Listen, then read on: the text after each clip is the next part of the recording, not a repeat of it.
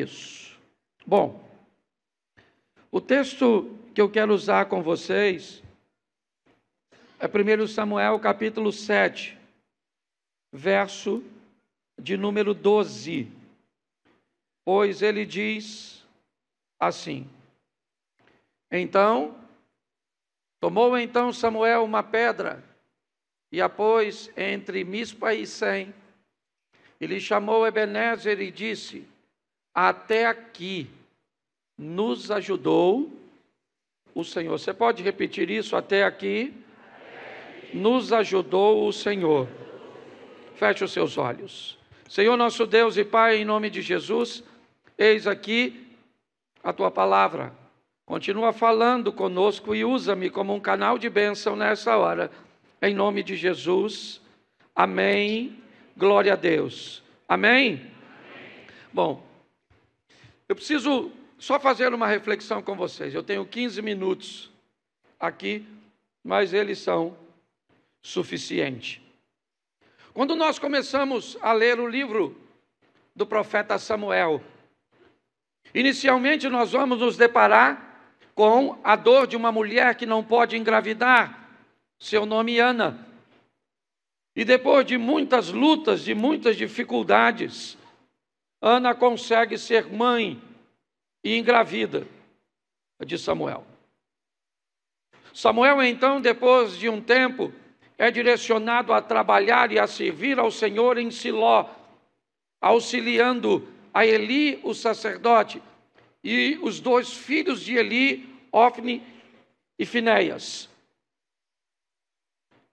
Quando olhamos para isso, nós vamos descobrir algumas coisas que são importantíssimas, pois o que eu estou narrando a você precede o que disse Samuel: até aqui nos ajudou o Senhor. O capítulo 3, no verso 13, por favor, coloque para mim. Capítulo 3, verso 13. Assim os filisteus foram abatidos e nunca mais... Não me vende não. É capítulo 3, verso 13. Se não... Amém? Me ajuda aí quem está aí atrás. Porque eu já lhe fiz saber que julgarei a sua casa para sempre, e pela iniquidade que ele bem conhecia, porque, fazendo-se os seus filhos execráveis, não os repreendeu.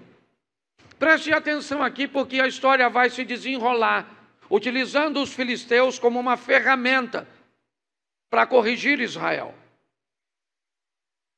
Samuel, ele vai servir ao Senhor aos pés de Eli, e a casa de Eli, ela está corrompida, e Eli não faz nada para corrigir seus filhos.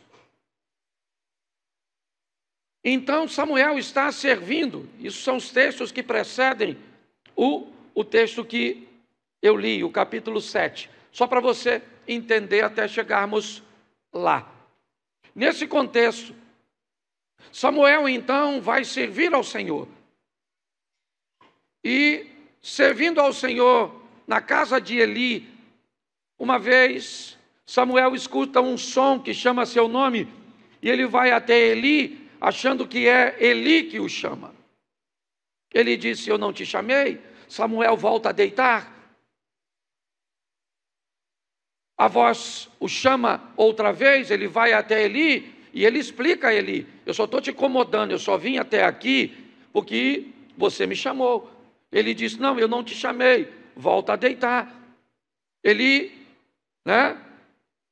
ou Samuel vai, deita, e a voz chama a terceira vez. E ele volta. Provavelmente agora um pouco mais desconfortável, ele diz: olha, Eli, eu só estou aqui porque você me chamou. Ele disse: não, meu filho, faz o seguinte, volta a deitar. E se essa voz te chamar, você diz: fala, Senhor, que o teu servo ouve.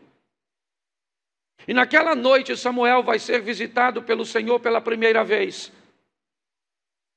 E o que Deus vai dizer a Samuel é muito duro, porque o que Deus diz a Samuel é esse texto.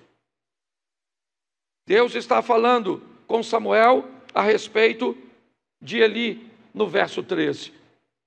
Ele bem conhecia o que fazia seus filhos e ele não os repreendeu. Mas o verso 14 é o pior. Portanto, jurei, é o Senhor, a casa de Eli, que nunca mais será expiada a sua iniquidade, nem com sacrifício, nem com ofertas de alimentos. Deus vai dizer a Samuel: avisa a Eli que eu não há perdão para o que ele fez. Não há desculpas para o que ele fez. Ele sabia tudo o que estava acontecendo e não fez nada. Ele tinha noção, ele tinha ciência de tudo o que estava acontecendo, sabia que estava errado e permitia. Samuel fica então temeroso em dizer isso a Eli, mas ele diz, e Eli tem um coração tão duro que diz que o Senhor faça como quiser. Já que essa é a sentença, poderia fazer como Davi fez e buscar, mas não buscou. Mas está certo. Samuel está crescendo ali e as coisas começam a ficar ruins, a ponto de uma guerra entre os filisteus e o povo de Deus. Os filhos de Eli acabam morrendo. A arca da aliança é levada pelos filisteus. E quando a notícia chega para Eli, ele morre. Ele cai para trás e quebra o pescoço. E os filisteus levam a arca da aliança para eles, colocam no templo do seu Deus, e eles enfrentam problemas. Primeiro, porque a estátua do Deus dele caiu e quebrou diante da arca da aliança. E agora eles estão com problemas maiores. Uma infestação de ratos tomou conta de seu arraial. Aliás, não de apenas um arraial, mas dos 5 príncipes que administram as terras dos filisteus. Certo? Gade, Asquelon, certo? Todas aquelas, Gaza, Asdod, todas aquelas terras. E agora, se não bastasse isso, eles estão sendo atacados por uma crise de hemorroida. O troço ficou difícil. Nesse ambiente, preste atenção, Israel está vivendo um momento de muita dificuldade. A arca foi embora, o povo havia sido vencido, e nós vamos aprender algumas coisas aqui nesse texto que são muito importantes para nós.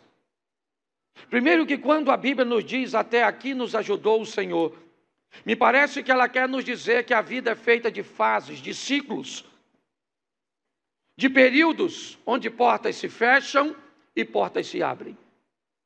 Nós poderíamos usar essa frase para dizer: até aqui nos ajudou o Senhor.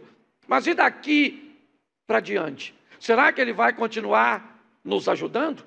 Ou será que essa frase poderia dizer: até aqui, diante desta situação, onde ninguém receberia ajuda, Deus nos ajudou.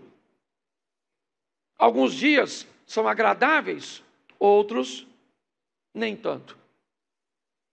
A pergunta é dizer: Deus estará sempre conosco de forma ativa ou passiva? Que Ele vai estar conosco todos os dias, isso nós já sabemos. A que posição Ele estará é que talvez nós precisamos estabelecer. Ele vai estar conosco para nos defender, para agir, para nos proteger, para enviar seus anjos, ou simplesmente para observar o resultado de tudo aquilo que escolhemos e fizemos. as coisas não vão ficar fáceis para Israel. Por quê? Porque Deus está pedindo uma mudança de postura para eles. O texto em que lemos, volta para o 7:12, por favor. Está aí, ó. Então tomou Samuel uma pedra, pôs em Mispá e Sem, e chamou-lhe Ebenezer e disse: até aqui nos ajudou o... Mas olha o verso 13. Assim os filisteus foram abatidos, e nunca mais vieram aos termos de Israel, porquanto foi a mão do Senhor contra os filisteus todos os dias de Samuel. Todos os dias de Samuel. Samuel foi aquele que disse: até aqui nos ajudou o Senhor.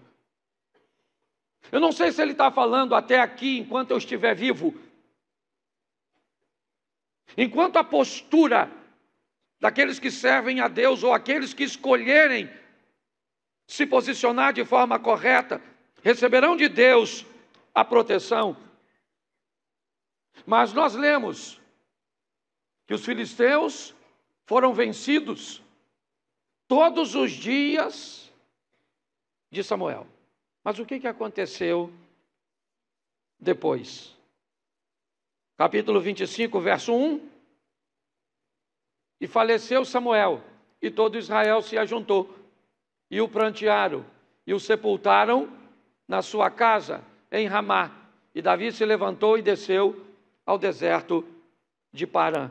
No capítulo 7, verso 14, que lemos, diz: enquanto Samuel estava vivo, Deus estava com o povo de uma forma ativa.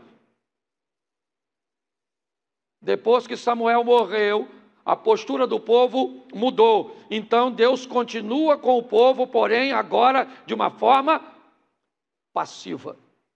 Deus sempre vai estar com você. Não acredite que Deus vai lhe virar as costas. Mas a pergunta não é se Ele está com você, é se Ele está com você de forma ativa ou passiva. Se as bênçãos do Senhor estão te seguindo, te acompanhando, cuidado, porque o estilo de vida que nós resolvemos viver e a postura administrativa que nós resolvemos aplicar na nossa vida reflete o nosso sucesso ou o nosso fracasso. Enquanto Samuel estava vivo, liderando aquele povo, a postura de Deus era ativa. Samuel era alguém que confrontava o povo, que falava para o povo a respeito de seus pecados, da postura incorreta, de negócios ilícitos, de posicionamentos inadequados. Então Israel está seguro. Por quê? Porque tem um bom exército? Não. Israel está seguro porque Deus está ativo, defendendo e o protegendo, acampando seus anjos ao redor. Mas no capítulo 25, Samuel morre. E no capítulo 31, verso 1, os filisteus, pois, pelejaram contra Israel. E os homens de Israel fugiram de diante dos filisteus e caíram mortos na montanha de Gilboa. Esse é o texto que narra a morte de Saul. Samuel é alguém que teve autoridade para dizer: até aqui, onde eu estou presente, o que eu estiver fazendo, onde eu colocar a minha mão, eu posso lhe dar a garantia que Deus vai estar à frente. Porque eu sei que tipo de relacionamento eu tenho com Deus. Talvez você não consiga a garantia para seus filhos, para seus amigos, para as pessoas que você ama ou gostaria de ter. Mas quando eu olho a postura de um homem que resolveu servir, adorar a Deus e levar a Deus a sério, as coisas são diferentes. Nesse texto, e aqui eu tenho que ser rápido, nós vamos aprender 6 lições, do capítulo 3 até o capítulo 31. A primeira lição: para se ouvir a voz de Deus, precisa-se ter experiência. Samuel ouvia a Deus, mas não sabia que era Deus. E para ele saber que é Deus, ele contou com a sabedoria de alguém mais experiente, de Eli. Nem tudo que você ouve, nem tudo que você pensa, nem tudo que você sente, virá do trono de Deus. Se você ainda não tem experiência, cuidado com o que você diz, cuidado com o que você pensa, cuidado com o que você sente. Se você puder contar com a experiência de alguém que já tem um caminho, uma caminhada nessa estrada, fique atento. Segunda lição: a conivência pode ser considerada com o mesmo peso do pecado não corrigido. Quem pecava não era Eli, quem pecava eram os filhos de Eli. Os filhos de Eli morreram. E Eli também morreu, porque se tornou conivente com algo que estava acontecendo, certo? No sacerdócio. Isso é uma chamada extremamente importante, um alerta para todos nós. Que tipo de postura nós temos diante da casa de Deus? Que tipo de posicionamento nós temos diante da igreja do Senhor? Porque hoje somos o templo do Senhor, sim, Ele faz morada em nós, mas também pertencemos a uma igreja. E como nos comportamos quando uma igreja está vivendo num ambiente de pecado? Que tipo de postura e de responsabilidade nós temos sobre isso? Essa é uma lição que aprendemos aqui. O pastor não é dono da igreja. E isso é verdade, o pastor não é dono. Mas muitas vezes, quando as pessoas sabem de coisas e podem corrigir coisas e não corrigem, elas transferem essa responsabilidade para o pastor. Então fica aqui uma lição para mim e para você. Se você for conivente com alguma coisa que acontece na casa do Senhor, segundo esse texto, o peso sobre você recorre na mesma proporção do pecador, por causa da conivência. Terceira lição que nós vamos aprender aqui: quando os filisteus levam a arca da aliança para suas cidades, ele leva essa arca da aliança como um amuleto, como se ela fosse um objeto que lhe oferecesse sorte. E aprenda uma coisa: nada, ok? Nada, nem a Bíblia, nada pode ser considerado como um amuleto. Nós não temos objeto nenhum, certo? Objetos de culto não são amuletos. Não adianta botar sua Bíblia aberta no Salmo 91 para espantar os maus espíritos. Nada. Nós aprendemos isso aqui. Levaram para fazer de amuleto e deu problema. Quando eles devolvem, depois você lê que eu não sou obrigado a ler tudo. Eles devolvem a arca da aliança e fizeram rato de ouro e hemorroida de ouro. E botaram num cofre e devolveram junto com a arca como sacrifício. Porque para eles aquilo era um amuleto. Bíblia não é amuleto. Não adianta botar um hino dentro da sua casa achando que um hino por si só pode consertar a sua casa. O que conserta a sua casa, a sua família e sua vida é o cumprimento e obediência à palavra de Deus. É assim que funciona. Quarta lição: cada fase da vida traz seus desafios. A arma que você luta hoje não necessariamente será para combater o inimigo de amanhã. Israel viveu inúmeras fases e teve que aprender a usar, certo? E a se beneficiar de pessoas diferentes em cada fase da vida. 5. Você quer conviver com um Deus que vê ou com um Deus que age? Talvez essa seja uma boa pergunta. Deus está vendo o que você está sofrendo? Deus está vendo o que você está passando? Isso é suficiente para você? Se for, tudo bem. Você ama um Deus passivo, um Deus que está atento, observando todas as coisas. Quando você resolve viver com Deus uma outra intensidade de relacionamento, você tira Deus de um ambiente passivo e coloca Deus num ambiente ativo. E quando Deus está no modo ativo, quem mexer com você, mexeu com Ele. Se levantar a mão contra você, levanta contra Ele, Ele envia seu exército, Ele manda seus anjos a pelejar por você. Deus vê a sua doença, sim ou não? Mas Deus pode te curar, que Deus você quer. Deus sabe o que você está passando no seu casamento? Sabe. Mas Deus pode mudar seu casamento hoje, aqui. Pode mudar a sua história.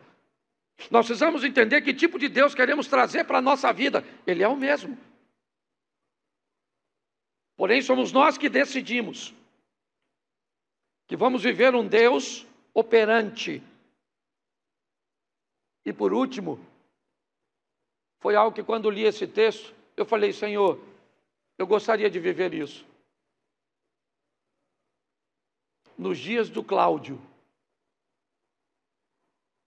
enquanto o Cláudio estiver vivo, que a minha casa esteja prosperando, que a minha igreja esteja prosperando, que o ambiente que eu estiver esteja vencendo, que as pessoas por onde eu passar estejam sendo transformadas. Eu não posso garantir isso para todos. Mas eu aprendi com Samuel que enquanto ele estava vivo, Deus estava à frente, lhe dando vitória e agindo. E ele foi um cara que pôde dizer, até aqui nos ajudou o Senhor. Eu acho tão legal a humildade desse cara, porque presta atenção, até aqui nos ajudou. Ele fala no plural, sim ou não? Mas quando o texto diz que enquanto viveu Samuel, o texto não está no plural, o texto está no singular. Então, por causa de um que resolveu viver com Deus, o povo foi beneficiado. Será que tem gente que pode sair daqui hoje como Samuel e dizer, até aqui, meu irmão, nos ajudou o Senhor. A minha casa, a minha empresa, o meu bairro, a minha cidade, os meus negócios, a minha igreja será abençoada. Por quê? Porque eu resolvi viver com Deus em modo ativo. Um Deus agindo, movendo e fazendo o sobrenatural. Então, 11 anos fazemos hoje. E não pensa que foi fácil. Aliás, não é fácil, mas é prazeroso. Olhar e ver as pessoas que mudam de vida, as pessoas que carregam a esperança, certo? Tem muitos problemas? Tem muitos problemas. Mas para a gente que viaja muito, eu falo, Eliezer, Abner também, a igreja não tem noção do que a gente vê aí na estrada. Pensa numa igreja gostosa, abençoada. O projeto Recomeçar. Então eu sou grato. Tem gente boa? Tem gente ruim? Tem. Tem gente que já está há muito tempo aqui, não melhorou nada. Aliás, tem umas pessoas que estão aqui e piorou. Mas tem muita gente que melhorou. E podemos dizer, até aqui, porque amanhã, dia 2 de junho, nós fazemos 11 anos. Estamos virando adolescente. Certo? E graças a Deus por isso. Então, aprenda as lições, certo? Entenda. E eu quero que você leve desse texto duas coisas. A primeira, o Deus ativo, o Deus passivo. Que modo Deus está agindo na sua vida? Vendo tudo e não fazendo nada, vendo tudo e agindo a seu favor. Que tipo de vida você está levando? E você poderia dizer, até aqui me ajudou o Senhor? Até este momento o que eu vejo é a mão de Deus? Porque quando eu olho para essa igreja é isso que eu vejo.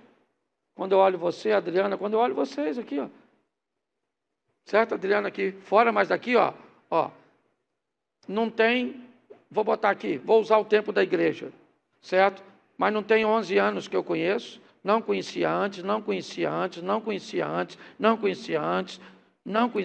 aqui estudou comigo, mas não conhecia antes, fora o que eu não conheço nem agora. De tanta gente que tem. E só vem por quê? Porque Deus mandou para cá. Então que nós, de alguma forma, possamos ser bênção para vocês. E vocês serem bênção para nós. Não queremos perfeição, queremos aperfeiçoamento. Queremos só que amanhã sejamos melhor do que hoje. E vamos poder dizer, até aqui nos ajudou o Senhor. Livro do profeta Jonas. Capítulo de número 1. O verso é o de número 2. Jonas capítulo 1, verso 2. Se você nunca leu esse livro, ele é pequenininho, de apenas 4 capítulos. Vale a pena. 10, 20 minutinhos. No máximo, você lê o livro com facilidade. Verso 2. Levanta-te, deixa eu ficar aqui. Dispõe-te, vai à grande cidade de Nínive e clama contra ela, porque a sua malícia subiu até mim. Feche os seus olhos. Senhor nosso Deus e Pai, em nome de Jesus, eu quero te agradecer por tua palavra, por tudo aquilo que o Senhor tem feito até aqui, nesta noite.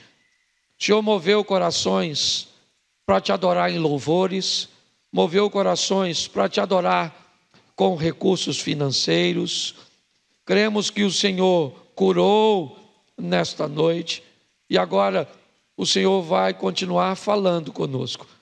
Pelo poder do nome de Jesus, te agradecemos. Amém. Glória a Deus. Amém? Bom, eu quero ressaltar hoje rapidamente o relacionamento desse profeta com Deus e as coisas que Deus vai fazer através deste homem, mudando este homem de lugar. Em alguns momentos até parece que o Jonas está tomando algumas decisões erradas. Mas nós vamos ver como Deus faz para desempenhar seu desejo, sua vontade, e como Jonas vai mudando de ambiente, e para onde ele vai, Deus vai fazendo coisas no ambiente, mas vai também moldando o seu profeta.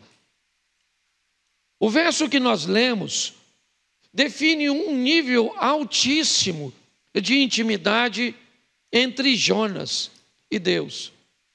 O pobre mortal Jonas, limitado como todos nós, ferido por circunstâncias da vida, é capaz de ouvir a voz de Deus. O texto diz que o Senhor conversou com Jonas, dizendo para ele: levanta-te, dispõe-te, vai à grande cidade de Nínive e clame contra ela, porque a sua malícia subiu até a mim. Note que na ótica de Deus, Nínive está com um estilo de vida que não o agrada. A forma como os ninivitas estão vivendo não agradam a Deus. Eles são maus. E pela maldade cujas quais eles estão inseridos, eles estão perdidos, longe do Senhor. Então Deus tem um projeto de salvar aquele povo. Por isso que a mensagem não vai a favor, ela vai contrária. O propósito da mensagem que Deus está orientando Jonas a levar até Nínive é uma mensagem de oposição ao estilo de vida, aos atos, à maneira de viver.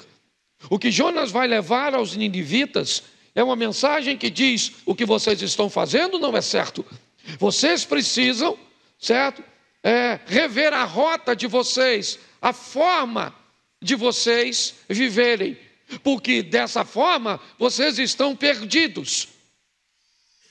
Essa é a ótica de Deus. Na ótica de Deus, os ninivitas não estão vivendo bem. Mas olha o alinhamento do profeta com Deus. Na ótica do profeta, Nínive também não merece. O profeta é capaz de concordar com Deus que o estilo de vida realmente não é bom, não é adequado. Alguns defendem alguns motivos, algumas razões pelas quais Jonas não gostaria de estar ali, quer por medo, quer por ter sofrido danos, certo? Em sua casa e a sua família, por ataques dos ninivitas. Mas o que eu quero chamar a sua atenção é que há um alinhamento entre a mente de Deus e a mente do profeta. Deus olha para o povo e diz que o povo está vivendo um estilo de vida incorreto. Jonas enxerga do mesmo jeito. Então eles estão alinhados. Há uma proximidade entre o profeta e entre Deus, entre a mente do profeta e a mente de Deus. Só que a mente de Deus deseja salvar o pecador. Deus quer resgatar os ninivitas, quer levar uma palavra de confronto para eles, para que eles se alinhem. E aí, o relacionamento entre Deus e o profeta começa a enfrentar dificuldades. Porque nessa parte o profeta pensa diferente de Deus. Agora, aquele homem que tem intimidade com Deus, certo? E que ouve a voz do Senhor, que recebe orientações diretas de Deus, que pensa como Deus em algumas ocasiões, agora já não está pensando como Deus. Agora ele discorda de que isso que Deus está mandando ele fazer está certo. Nem sempre nós vamos concordar com o que Deus quer que façamos. É muito bom quando isso acontece, quando há um alinhamento, quando temos a certeza. Mas quando Deus começa a dizer para você continuar com o marido, que você planeja largar, que você precisa resgatar um amor que você já deu por falido. Quando as orientações começam a entrar num desalinhamento, as coisas começam a enfrentar problemas. Quando Jonas recebe essa orientação, o verso 3 diz que ele se levanta para fugir da presença de Deus. Jonas se dispôs, mas para fugir da presença do Senhor, para Tarsis. E tendo descido a Jope, achou um navio que ia para Tarsis, pagou, pois, a sua passagem, embarcou nele para ir com eles para Tarsis, para longe da presença do Senhor. Presta atenção agora, porque o profeta está fora de rota. Era para estar indo a Nínive e ele desce ao porto marítimo de Jope. Sua proposta é ir para a Espanha, para Tarsis. Ele então compra uma passagem e entra no barco e vai fazer a viagem. Bom, ele está desobedecendo a Deus, mas ele é servo de um Deus que quer salvar. Jonas não está onde Deus gostaria que ele estivesse, entre aspas. Por quê? Porque Jonas está num ambiente onde tem pecador. E onde tem pecador, Deus quer manifestar a salvação. Posso ouvir um amém? Isso. Por que é que na sua casa tem gente que precisa conhecer o Senhor e você conheceu primeiro? Por que é que no seu bairro, no seu clube, onde quer que seja, certo? Tem alguém com um comportamento como o dos ninivitas, um comportamento reprovável, um comportamento que precisa de confronto, mas um comportamento que precisa, certo? Que é reprovável, que precisa de confronto, mas que precisa ser feito com o propósito de salvação e não de destruição. A mente do profeta vai precisar mudar, mas vai levar um pouco mais de tempo, porque às vezes mudar um crente é mais difícil do que mudar um descrente, um novo convertido. E nós vamos olhar agora. A história eu acredito que a maioria conhece. Jonas compra uma passagem, entra num barco, desce ao porão, vai dormir e a tempestade vem. Ela começa a arremessar o barco e comprometer a integridade de toda a estrutura. O mestre do navio, o capitão, ele é responsável por tudo, certo? Pela embarcação, por tripulação, por passageiro, por carga. Ele começa a tomar algumas decisões para salvar o barco. Ele quer salvar o barco. Deus quer salvar as pessoas que estão no barco. É isso.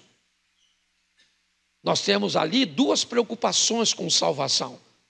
Novamente nós temos um homem, o capitão do navio, o responsável, querendo salvar sua propriedade. O que ele quer salvar é sua embarcação. Ele quer salvar também toda a mercadoria que ele transporta. E, obviamente, quer salvar as pessoas de não morrerem afogadas. Mas há alguém nessa ocasião que está querendo salvar as pessoas. Não simplesmente de morrer afogado, mas de perderem, né, a oportunidade de estar novamente um dia com Deus em glória. Então, o problema está inserido. Jonas está dentro do barco, a tempestade veio, localizam Jonas e alguém pergunta a ele: quem você é? Identifique-se. De que povo? De onde você está vindo? Que Deus você serve? E Jonas então narra sua experiência do verso 2. Eu estava no local, Deus falou comigo que eu deveria ir para Nínive, mas eu fugi e vim para cá, comprei para fugir, né? Comprei essa passagem para fugir da presença de Deus. Antes um pouquinho disso acontecer, coloca o verso 5, por favor.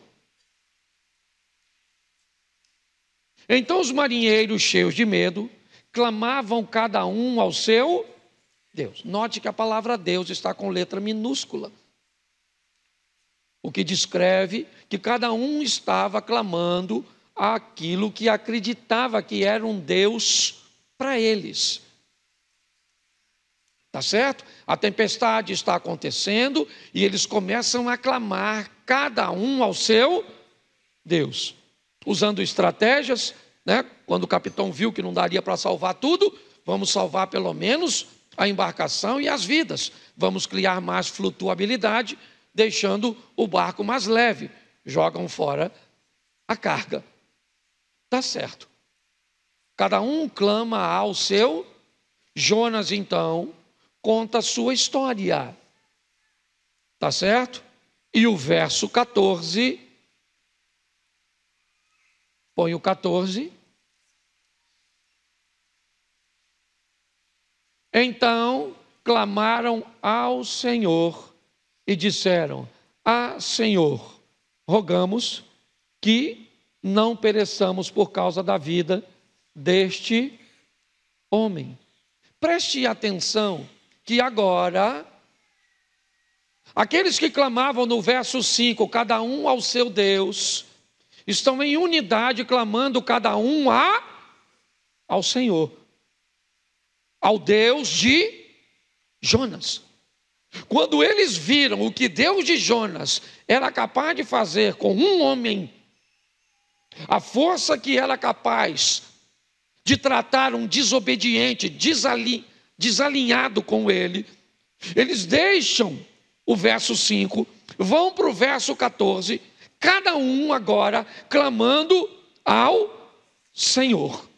Então note que há um movimento dentro daquele barco, que o verso 16 vai, põe para a gente, por favor. Temeram, pois, estes homens em extremo ao Senhor e ofereceram sacrifícios ao Senhor e fizeram votos. Bom, agora está resolvido. O problema está resolvido, certo? Temeram ao Senhor, fizeram votos ao Senhor, ofereceram sacrifícios ao Senhor, e agora aquele barco sabe quem é o Deus verdadeiro. Então está na hora de tirar Jonas de lá. A missão acabou. Deus salvou as pessoas que queriam. O barco está salvo, está tudo certinho, todo mundo lá dentro sabe que ele é Deus. Então a missão de Jonas havia terminado, certo?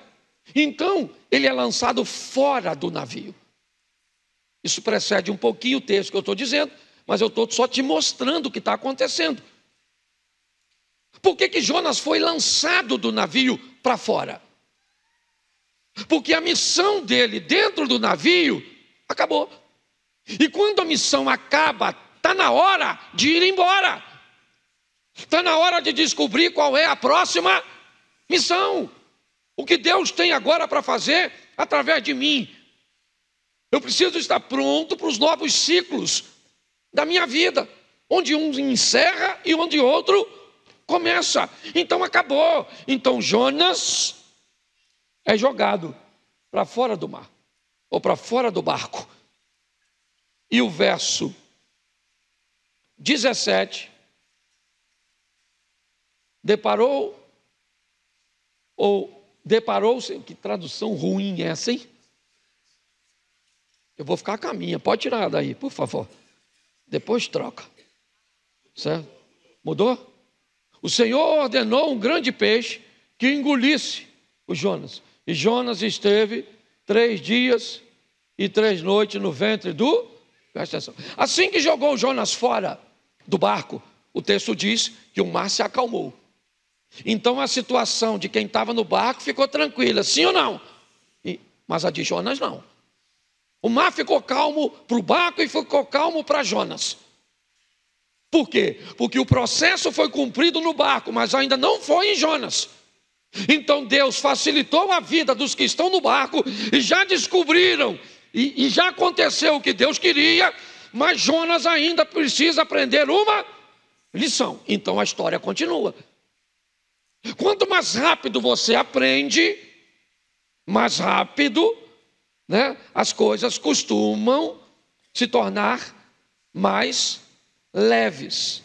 Mas o verso seguinte coloca para mim, o verso 1 do capítulo 2. Então, do ventre do peixe, orou ao seu, presta atenção, está lá no peixe agora. Pastor, como é que isso é possível? Bom, olha gente, não sei se você vê documentário, mas de um peixe hoje é comprovado cientificamente que tem como engolir um ser humano. Como esse ser humano ficaria vivo lá dentro? Aí é Deus. Mas engolir, você viu esse dia o cara no Chile? Engoliu com caiaque e tudo. Viu? Certo? Mas graças a Deus devolveu. O cara, achei até que era Jona. Certo? Mas estava de caiaque. Eu falei, né, não. Tá certo. Mas presta atenção. Agora, lá do ventre do peixe, o Jonas vai orar ao Senhor. Ele vai clamar ao Senhor. E a oração que ele faz é algo sensacional. Vamos lá. Na minha angústia, clamei ao... Isso. Lembra desse texto? Alguém lembra dele? Na verdade, ele não está orando, ele está recitando o Salmo 120. Na minha angústia, aí eu clamei ao Senhor. Lembra? Falando da alma dele. Livra-me, Senhor, da língua enganosa. Que será dado à língua enganosa? Brasas vivas de zimbros, setas, né? Todo o texto do Salmo 120. Ele está clamando e dizendo: na minha angústia clamei ao Senhor e Ele me respondeu. Ele está recitando o Salmo 120 agora em sua oração. Mas no verso 9, 2:9, me ajuda aí, irmão. Esse computador nosso, só a graça do Eterno. Mas com a voz do agradecimento eu te oferecerei o que votei ao Senhor pertence. Preste atenção. Olha a conversa que ele está tendo com Deus. O que Deus está querendo com tudo aquilo? Salvar Nínive. Certo? Ele queria? Não. Então ele foge e entra no barco e Deus diz: então tá bom, vou te usar para salvar essa turma que está no barco. Salvou a turma que está no barco? Então sai do barco e vai. Agora está no ventre do peixe. Aí ele diz: Senhor, né? Ou na minha angústia clamei ao Senhor. E agora ele ora a Deus e diz o quê? O que eu votei pagarei, porque a salvação pertence ao... Então tá bom o que ele está dizendo. Eu vou, tá certo. Se a missão terminou, ele vai cumprir. Porque você lembra de Jó 42:2, lembra? Porque os teus planos não podem ser frustrados. Então Deus vai cumprir o seu propósito, porque Ele é soberano. E é assim que funciona. Ele diz: a salvação pertence ao Senhor e eu vou para Nínive. Então está na hora de fazer o quê? Sair do peixe. Porque a missão no peixe já se cumpriu. A missão no peixe era convencer o profeta de que do que Deus queria fazer e que ele iria ser usado como instrumento. Jonas disse: o que eu votei pagarei. E eu sei, tá bom, a salvação pertence ao Senhor. Eu não gostaria de ir lá. Mas um servo de Deus não faz o que quer, faz o que é preciso. Posso ouvir um amém da igreja? Isso. Tá certo? Ele faz o que é preciso. Então entendeu, está na hora de sair do peixe. E agora nós vamos para o capítulo 3, verso 3. Levantou-se, pois, Jonas e foi a Nínive, segundo a palavra do Senhor. Ora, Nínive era cidade muito importante diante de Deus e de 3 dias para percorrê-la. Certo? Quando a Bíblia fala percorreu a distância de um sábado, é 1.400 metros. Certo? Por guardar o sábado, eles não andavam mais de 1.400 metros.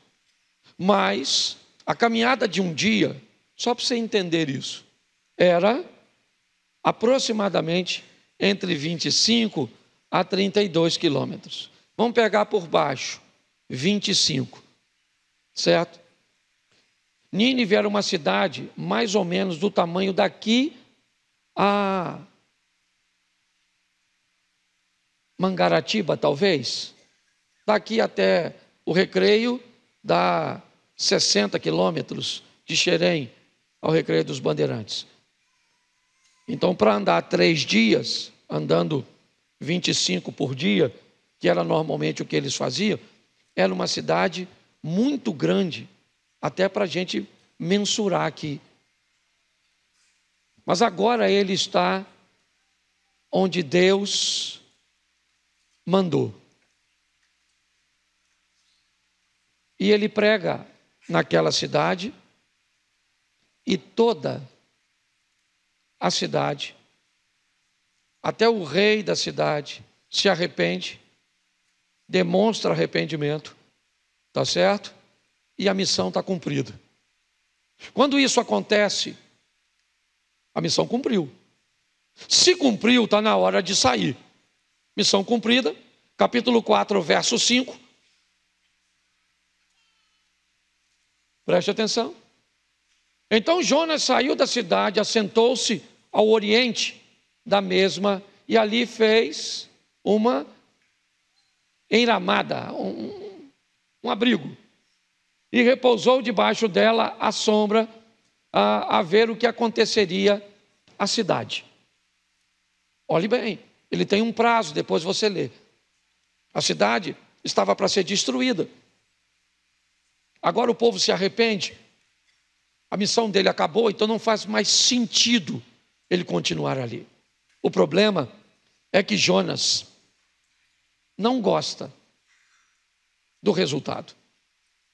E ele vai conversar com Deus. Note que eles continuam com o relacionamento.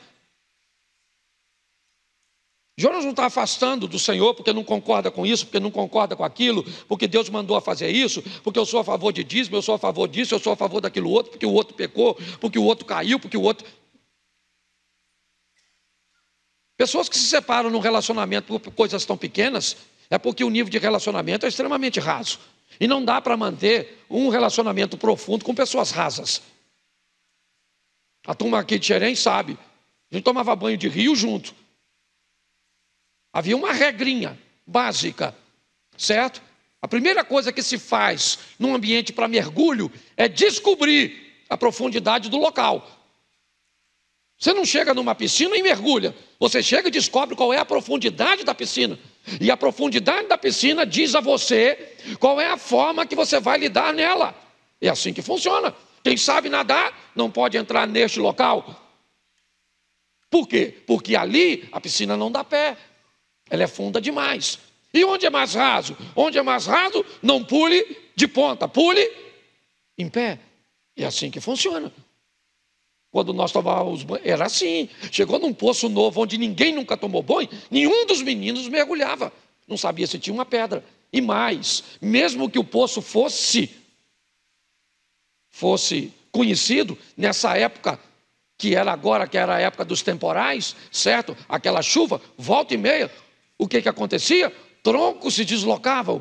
E se o poço era novo, mas uma tempestade aconteceu recentemente, nenhum dos meninos entrava nem no lugar que já conhecia da mesma forma, e sim com muito mais cuidado.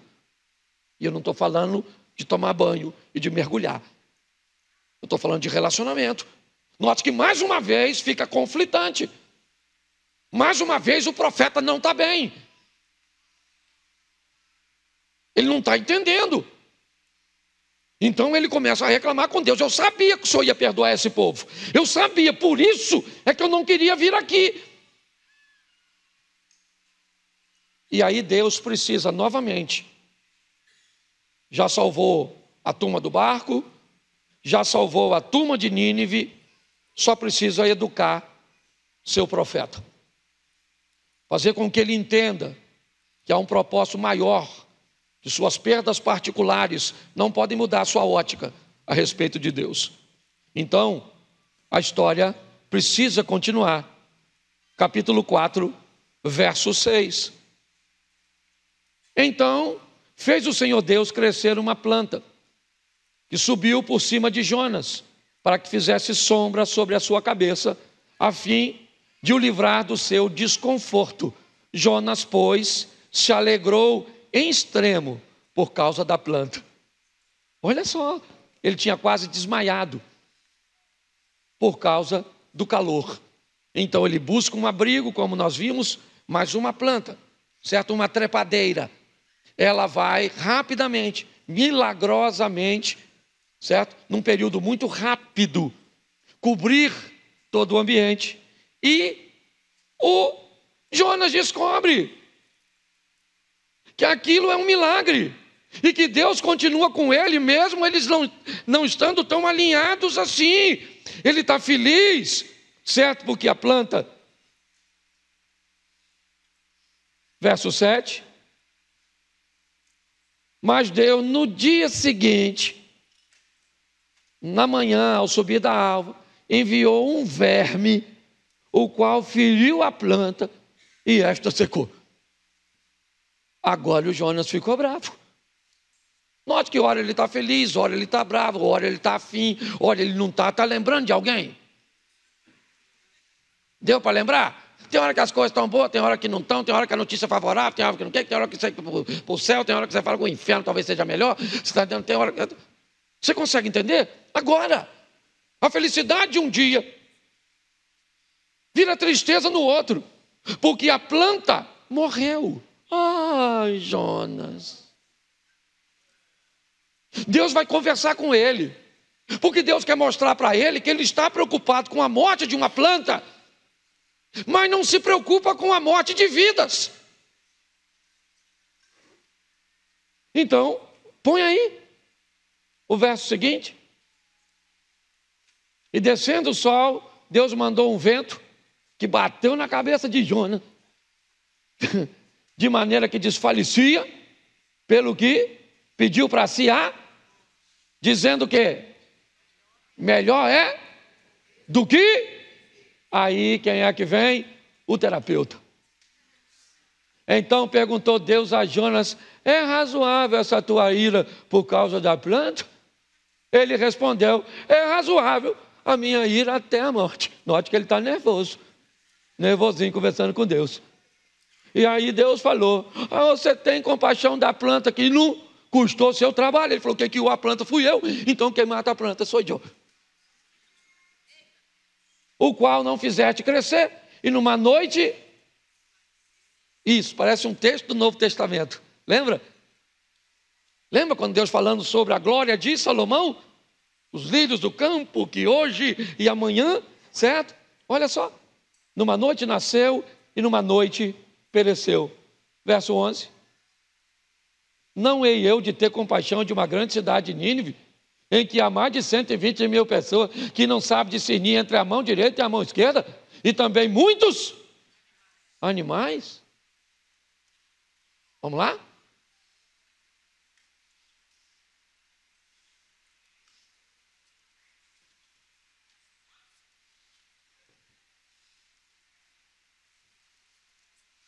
Foi porque o texto acabou. Fiquei empolgado. Deixa eu pegar o meu fechamento. Preste atenção o que Deus está dizendo para ele. Olha só que coisa extraordinária. Fala, cara, você está preocupado com a planta? E não está preocupado com as pessoas? Você ficou triste porque eu salvei uma cidade. Olha só. E agora, você está triste porque uma planta morreu?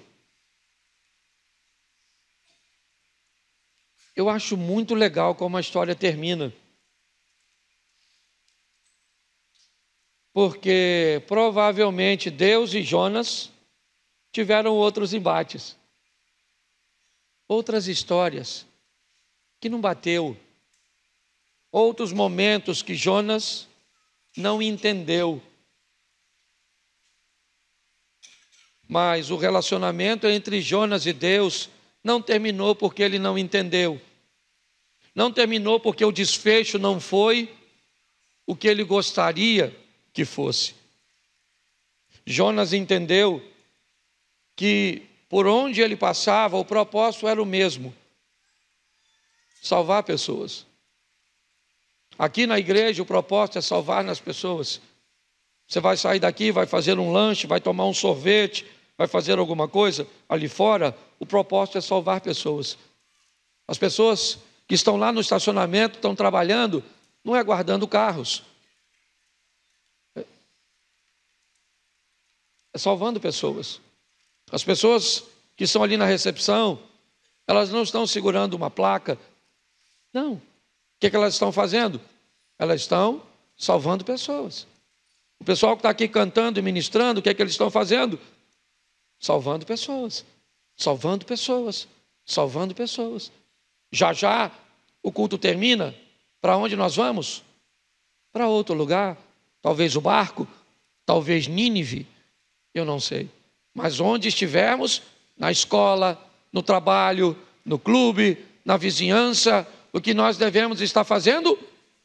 Salvando pessoas. Levando pessoas a conhecerem ao Deus que você conhece. Quem são essas pessoas? Todas elas. As que você gosta e as que você não gosta. As que você acha que merece e as que você acha que não merece. A salvação é para todos. Seja essa pessoa um estereotipo do cujo qual você se agrada ou você concorda, esteja ela vestida do jeito que estiver, se ela está sóbria, se ela está dopada, se elas mantêm relacionamentos heterossexuais ou homoafetivos, se elas são de direita ou de esquerda, se são políticos ou empresários. Qual é a diferença que isso faz para você, Jonas? Talvez muita. Para Deus, nenhuma. Desde que uma mensagem de confronto seja lançada, desde que um arrependimento venha a ser trazido pelo mover do Espírito Santo, desde que uma conversão se estabeleça e desde que as crises vividas nesse processo não nos afastem de Deus. Essa ausência nossa de entendimento da totalidade, que faz com que eu não queira que aconteça assim, eu não concordo com aquilo, reclamo de uma coisa, mas tolero outra, certo? Como diz a Bíblia, eu vou coar um mosquito e vou engolir um camelo, deixo passar algo grande, mas vou apontar defeitos pequenos. O processo é salvar pessoas. E quem ele vai usar? Eu e você. Porque Jonas, ele não está mais aqui. Nínive também não. Aqui é Mantiqueira, Xerém, Santa Cruz da Serra, Figueira, Saracuruna. Aqui é Duque de Caxias, é Nova Iguaçu. Aqui é o Rio de Janeiro. É assim que funciona. São as pessoas que precisam ser alcançadas. Assim que eu cheguei na igreja, hoje, uma menina me chamou. Pastor, eu preciso falar com o senhor. E é particular, estava quase para terminar o culto, para começar o culto. Eu falei, pode ser aqui? Ela falou, pode. Ela me levou no cantinho e disse, eu preciso falar com o senhor. Porque no último culto eu aceitei Jesus, mas não fui lá na frente. O senhor pode orar por mim, porque eu estou recebendo Jesus. E alguém recebeu Jesus antes do culto começar.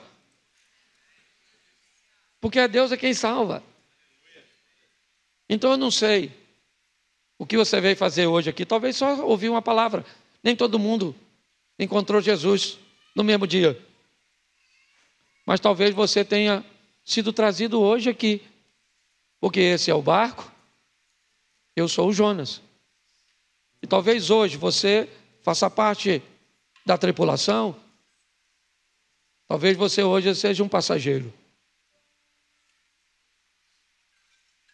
Talvez hoje para você não seja Nínive, ou não seja o barco, seja Nínive. E você seja um ninivita. Que Deus usou o louvor, a oferta, a palavra, para alcançar você.